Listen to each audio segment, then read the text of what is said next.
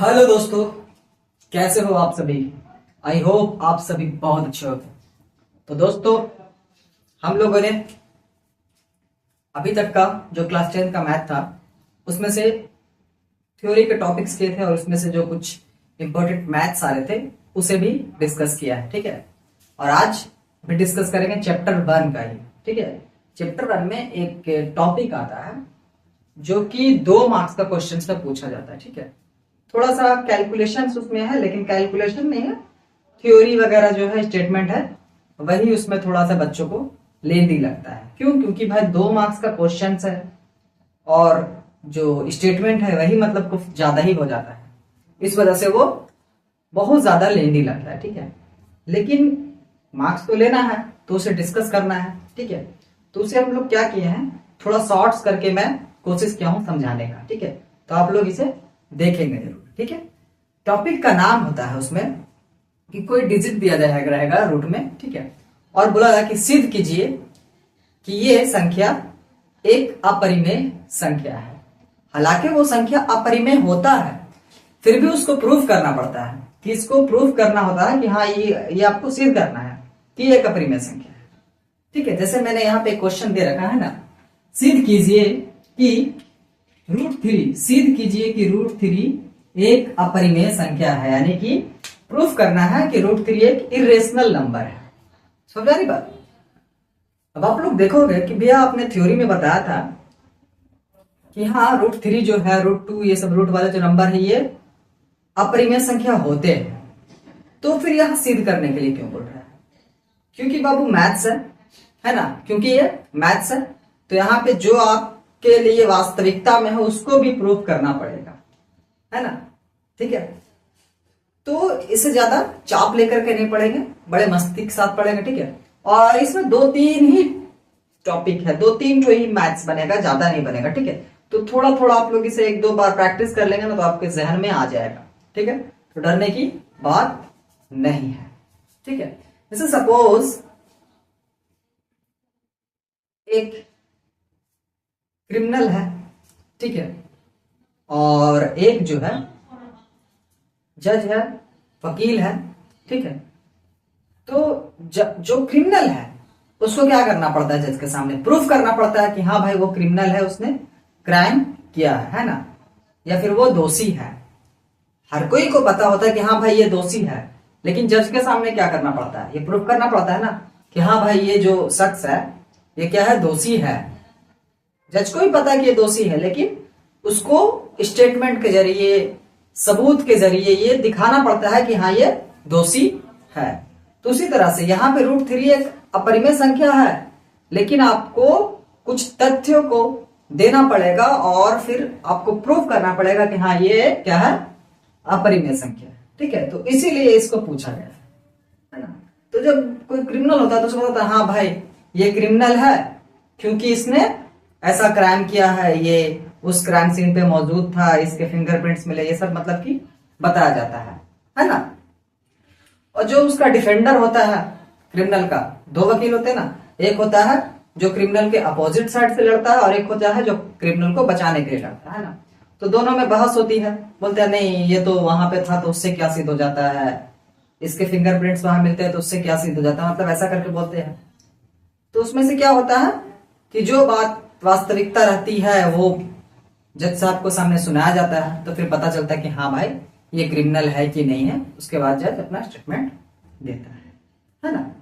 तो उसी तरह से यहाँ पे जो नंबर दिया हुआ है कि √3 एक अपरिमेय संख्या है, इसको आपको सिद्ध करना है। ये अपरिमेय संख्या है, फिर भी आपको इसको सिद्ध करना है, तो आप कैसे कीजिएगा? तो सबसे पहले हम लोग क्या करेंगे, इसके अपोजिट मानेंगे। क्या करेंगे, इसके अपोजिट मानेंगे। यहां देखिए अपरिमेय संख्या, तो हम बोलेंगे कि चले ठीक है, कुछ देर के लिए मान लेते हैं, ठीक है, कि ये क्रिमिनल नहीं है, ये दोषी नहीं है, ये निर्दोष है, लेकिन वो निर्दोष है इसकी कोई सबूत दीजिए। तो उसी तरह से हम यहाँ पे मानेंगे, चले ठीक है, कुछ देर के लिए मान लेते हैं कि √3 जो है एक अपरिमेय संख्या नहीं बल्कि क्या है, परिमेय संख्या। क्या करते हैं हम लोग, इसका उल्टा मान लेते हैं कि √3 जो है वो एक अपरिमेय संख्या नहीं, क्या है, परिमेय संख्या है। ठीक है, ऐसा हम लोग मान लिए। ठीक है, तब होगा क्या, परिमेय संख्या होने के लिए क्या होना चाहिए, तो उसके लिए कुछ तथ्य है, कुछ सबूत है, कुछ फैक्ट है जो हमको यहाँ पे दिखाना पड़ेगा कि ये परिमेय संख्या है, तो इसके ये फैक्ट है। तो हमने बोला कि ये परिमेय संख्या है, तब होगा ये कि √3 अगर परिमेय संख्या है तो वो P/Q के बराबर होगा। क्यों? क्योंकि हमने परिभाषा में पढ़ा है कि परिमेय संख्या क्या होता है, वह संख्या जो P/Q के रूप में लिखा जाए लेकिन Q बराबर 0 ना हो, ठीक है, और जिसका पूर्ण वर्ग हो, है ना, वो परिमेय संख्या होता है। ठीक है, तो हम यहाँ पे माने चलो ठीक है, अगर ये परिमेय संख्या है तब होगा ये कि √3 जो है वो P/Q के रूप में होगी, जहां P और Q क्या होगा, एक सह-अभाज्य संख्या होगा। आप लोग इसे ध्यान देंगे, मैं जो स्टेटमेंट लिख रहा हूं उसको बड़ा ध्यान से सुनेंगे। ठीक है, सह-अभाज्य संख्या है जिसका सिर्फ एक गुणनखंड है। सह-अभाज्य संख्या क्या होता है, अभाज्य संख्या क्या होता है, अभाज्य संख्या क्या होता है, ये आप लोगों को क्लियर होना चाहिए। अगर नहीं है, ठीक है, तो आप लोग हमारे चैनल पे जाकर के नंबर सिस्टम का एक वीडियो बना हुआ उसे देख लें। ठीक है, तो बोलता है कि सह-अभाज्य संख्या क्या होता है। तो सह-अभाज्य संख्या एक ऐसी संख्या होती है जिसका केवल और केवल एक गुणनखंड क्या हो, जिसका केवल और केवल एक गुणनखंड। ठीक है, तो उसी तरह बोल रहा है अगर P और √3 अगर परिमेय संख्या है तो वो P/Q के रूप में होगा, है ना, क्योंकि हर परिमेय संख्या P/Q के रूप में होता है। और Q बराबर क्या होगा, Q बराबर क्या होगा, 0 नहीं होगा। ठीक है, Q does not equal to 0। ठीक है, Q does not equal to 0, Q does not equal to 0, ये मेरा स्टेटमेंट है। ठीक है, इसको थोड़ा सा कैलकुलेट करेंगे, क्रॉस मल्टीप्लाई कर देते हैं। क्या करते हैं, क्रॉस मल्टीप्लाई। अब देखो बच्चे, इसके नीचे कुछ नहीं तो इसके नीचे 1 छुपा हुआ है। ठीक है, तो हम लोग इसको क्या करें, क्रॉस मल्टीप्लाई करें। 1 से P में मल्टीप्लाई किया और Q से 3 में √3 मल्टीप्लाई किया, ये तो पता होगा, है ना। तो √3Q is equal to P, ये हमने एक इक्वेशन निकाल लिया। ठीक है, इक्वेशन निकाल लिया। ठीक है, फिर कहा किया कि दोनों तरफ वर्ग करने पर, यानी समीकरण में दोनों तरफ क्या करेंगे, वर्ग करेंगे, स्क्वायर करेंगे, तो क्या होगा।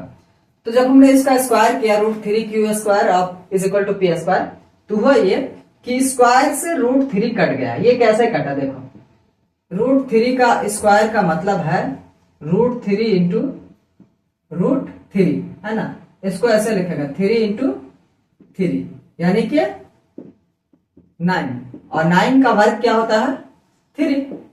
समझ में बात, 9 का वर्ग क्या होता है, 3। समझ में बात, 9 का वर्ग 3 होता है। तो इस तरह से यहाँ पे 3 बच गया और Q², ठीक है, और यहाँ पे P²। अब देखो क्या करेंगे, Q² को यहीं पे रहने दिया, 3 जो बचा था उसको हम लोग क्या किया, इस साइड लेकर के चले आए। ठीक है, तो इधर ये गुणा में था, क्या था, गुणा में था, इधर आया तो क्या हो गया, भाग में हो गया, है ना। तो अब ये इस तरह से लिखा हुआ, इसका मतलब ये हो रहा है, ये कहना क्या चाह रहा है, ये समीकरण दूसरा जो बना ये कहना क्या चाह रहा है, बोल रहा है कि 3 जो है वो P² को क्या कर रहा है, डिवाइड कर रहा है ना। 3 जो है वो P² को क्या कर रहा है, डिवाइड कर रहा है, विभाज कर रहा है ना। तो वही हम यहाँ पे थोड़ा सा स्टेटमेंट लिखे हैं बस। अगर P² 3 से विभाज्य है, यानी अगर P² जो है 3 से कट रहा है, 3 से कट रहा है, तो P भी 3 से विभाज्य होगी, P भी 3 से विभाज्य होगी। क्यों भैया, क्योंकि अगर P मान के चलो P जो है वो 6 है, ठीक है, ठीक है, P² अगर को मान के चलो कि 6 का स्क्वायर है और वो 3 से कट रहा है, ठीक है, तो इसका मतलब है कि 6 भी 3 से कटेगा, है ना, 6 भी 3 से कटेगा, ये ना होगा। तो मैं बोल रही कि अगर P² 3 से कट रहा है, 3 से विभाज्य है, तो P भी जो है वो 3 से विभाज्य होगा। ये 100% सही है। ठीक है, थोड़ा सा यहाँ पे स्टेटमेंट और थोड़ा सा यहाँ पे स्टेटमेंट, ठीक है। अब हम लोग किए कि चलो ठीक है, हो सकता है ये स्टेटमेंट हो सकता है, लेकिन दस बोला नहीं, एक सबूत से तो नहीं भाई, कुछ और सबूत हो। तो चलो ठीक है, मान लेते हैं कि P जो है उसके बराबर हम 3m रख लेते हैं समीकरण 2 में। किसमें, P बराबर 3m रखेंगे। P बराबर क्या रखेंगे, 3m रखेंगे समीकरण 2 में। और समीकरण 2 कौन सा है, तो समीकरण 2 हमारा यहां पे है ना। समीकरण 2 कहां पे है, यहां पे है, देख रहे हैं, ये हमारा क्या है, समीकरण 2 है। हमने यहां पे भी समीकरण 2 को लिख दिया है, समझ में बात। अब हम बोले कि P जहां जहां है ना वहां पे 3m रख दो। तो देखो पी स्क्वायर था, तो यहाँ पे हम लोग 3 m रख दिए, ठीक है। इसको जब सॉल्व किए तो 3 का स्क्वायर हो गया 9 और m का स्क्वायर बटा 3, फिर 3 से इसको काटे, 3 बन जाए 3 और 3 3 सा 9, ठीक है। तो क्यू स्क्वायर बराबर क्या बचा, 3m स्क्वायर बच गया, ठीक है। This is a calculation, simple, ठीक है। इसको ला के यहाँ पे इज्जत से सजा दिए, तो m square is equal to Q square by 3 हो गया। अब यहाँ पे अब इसके बाद कोई कैलकुलेशन समझ में नहीं आ रहा है ना, कोई नहीं होगा, तो यहाँ पे हमने थोड़ा सा स्टेटमेंट लिखा है, बस इसके जैसा ही, कि मतलब ये कहना चाह रहे हैं, ये इक्वेशन 3 अगर इसको मान लेते हैं, ठीक है। इक्वेशन 3 कहता है कि मतलब ये है कि क्यू स्क्वायर जो है वो 3 से विभाज्य है। क्या बोले, क्यू स्क्वायर जो है वो 3 से विभाज्य है, तो क्यू भी 3 से विभाज्य होगा। हम बताए ना कि यहाँ पे सेम जैसे था, पी स्क्वायर जब 3 से विभाज्य था तो पी भी, दूसरी तरह से क्यू स्क्वायर अगर यहाँ पे 3 से विभाज्य हो रहा है तो क्या होगा, क्यू भी 3 से विभाज्य होगा, ठीक है। इतना लिखने के बाद यहाँ पे थोड़ा सा हम स्टेटमेंट लिखेंगे, जज को बताएं, ठीक है। तो बोला अच्छा ठीक है, मान लिए कि ऐसा होता है, लेकिन भैया यहाँ पे √3 तो एक अपरिमेय संख्या है ना। लेकिन ये किसके लिए है, ये किसके लिए है कि परिमेय संख्या के लिए, है ना। क्या है, परिमेय संख्या के लिए। अतः यह विरोधाभास है, क्योंकि हमारी मान्य के अनुसार P और Q का केवल एक अभाज्य गुणनखंड होना चाहिए। क्या होना चाहिए, केवल एक ही अभाज्य गुणनखंड होना चाहिए, मतलब कि जिससे ये कट रहा है, ठीक है, जिससे ये कट रहा है उससे ये भी कट रहा है ना। लेकिन ऐसा इसमें नहीं होगा, ऐसा अभाज्य में ऐसा नहीं होता है, ठीक है। तो हम यहाँ पे फिर एक छोटा सा स्टेटमेंट लिखते हैं कि अतः हमारी मान्यता गलत है, अतः हमारी मान्यता गलत है, √3 एक परिमेय संख्या नहीं बल्कि यह एक अपरिमेय संख्या है, ठीक है। इस तरह से इसको करना होता है, समझ में आ रही बात, कोई दिक्कत नहीं, ठीक है। अब देखो इससे 2 नंबर आता है, तो इसे आप लोग थोड़ा सा कोऑपरेट करेंगे तो बन जाएगा, ठीक है। इसी के जैसा सेम एनसीईआरटी में 2 क्वेश्चंस होते हैं, ठीक है। सिद्ध करे कि √2 एक अपरिमेय संख्या और सिद्ध करे कि √5 एक अपरिमेय संख्या है। ये दोनों आप लोग अपने कॉपी में बना करके रखेंगे, ठीक है। जैसा ये है उसी तरह से बनेगा, सिर्फ डिजिट चेंज हुआ है, बाकी और कुछ भी चेंज नहीं है। और ये 100% है बच्चा कि इससे सवाल आते हैं, अगर फर्स्ट सिटिंग में नहीं आया तो सेकंड में आना ही है।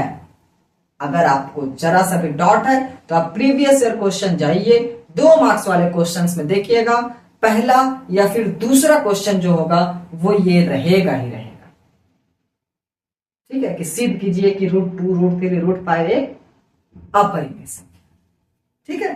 कोई दिक्कत नहीं, ठीक है। तो चलो, ये रहा, हमने आज एक मैथ्स को सॉल्व किया है, और एक और मैथ होता है उसको थोड़ा सा, इसमें सिर्फ √2 था, अभी आने वाला जो मैथ रहेगा वो कुछ अलग ही रहेगा, ठीक है। मतलब यही रहता है कि अपरिमेय संख्या है, ये सिद्ध कीजिए, ठीक है। उसमें क्या होगा, प्लस माइनस का यूज होगा या फिर गुणज का यूज होगा, ठीक है। तो आप लोग इसका स्क्रीनशॉट ले लीजिए और नोट्स कर लीजिए, ठीक है। फिर हम लोग क्या करेंगे, आने वाले वीडियो में दूसरे को सॉल्व करके बताएंगे, ठीक है। तो चलिए, ठीक, आज का वीडियो जो है यहीं पे समाप्त करते हैं। इस टॉपिक का एक टॉपिक मैंने यहाँ पे किया है क्लियर, ठीक है। एक सवाल को लगाया है और आने वाला सवाल भी आप लोग को अगला वीडियो में मिल जाएगा, ठीक है। चलिए, थैंक यू सो मच, जय हिंद।